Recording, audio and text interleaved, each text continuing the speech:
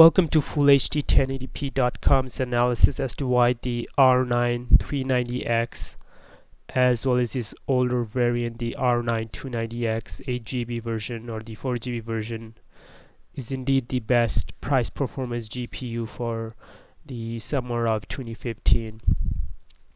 I'll go over the benchmarks that I grabbed from guru3d.com to prove my point. First of all, let's go over the the specs of the R9 390X. It's still the same GPU as the Hawaii GPU. Still has the same die size at 438 millimeters squared, and it has the same number of stream processors. Still made on 28 nanometers, which is the which is the same nanometer that AMD has been on since 2011 when they released the HD 7970 GPU back in late 2011.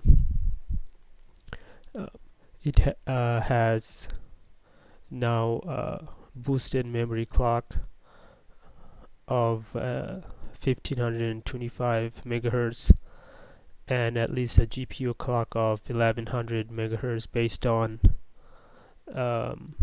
which GPU you're getting. First up, we have Middle Earth Shadow of Mordor benchmark at 1440p. In here, AMD beats the GTX 980 by 4 frames, which is pretty good. And after that, we have the ever popular Grand Theft Auto 5 at 1440p with 2 times MSAA, and here the 3980X actually ties the GTX 980, and which is also very good because you have to remember this is a graphics card that costs $70 less than the GTX 980. Now next up we have TIFF at DX11 at 1440p, and here the 390X beats the GTX 980 by 3 frames, and the resolution and the settings are nearly maxed out at very high image quality, 8 times anisotropic filtering, and with parallax occlusion mapping on and FXAA on and tessellation on, as well as hardening shadows on, just to give you idea of the settings that they used. Next up we have Tomb Raider. In here NVIDIA gets his first win against the 390X 8GB by beating it by 5 frames. This is ultra quality with the FXAA on, and I should mention that tessellation was off in this TressFX was off in this case. And after that we have Witcher 3. This is at ultra quality at 1440p. In here the GTX 980 beats the 390X by 7 frames.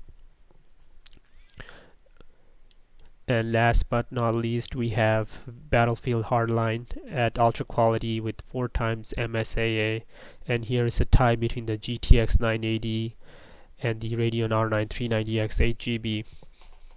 So AMD wins in 2 benchmarks and ties in 2, and NVIDIA's GTX 980 wins 2 and also ties in 2, but in the end the R9 390X is still the better deal, simply because of the fact that it's $70 cheaper. Now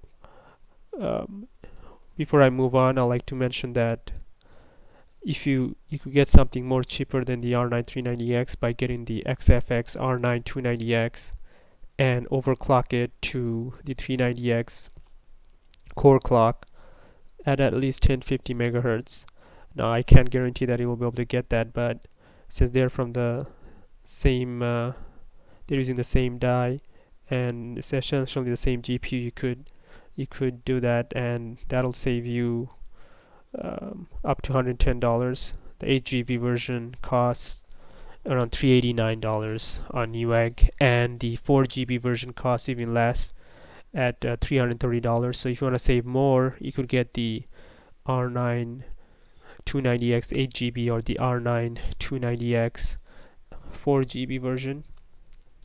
You could look at the benchmarks in more detail at the website fullhd1080p.com and click on the best summer GPU for 2015. I hope this has been informative for you, and I'll try to put the links to the R9 390X and the 290X links to Newegg and other sites. I hope you have enjoyed this video, and thanks for watching.